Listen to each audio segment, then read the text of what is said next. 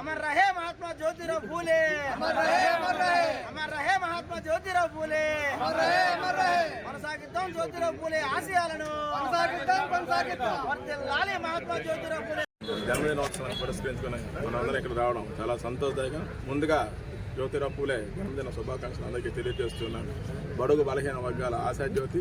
ఆయన 1827వ సంవత్సరంలో ఏప్రిల్ 11వ తేదీన అప్పటి ముంబై ప్రెసిడెన్సీ మహారాష్ట్రలో జన్మించడం జరిగింది. ఆయన జన్మే ఒక చరిత్ర సృష్టించిందని చెప్పుకోవాలి.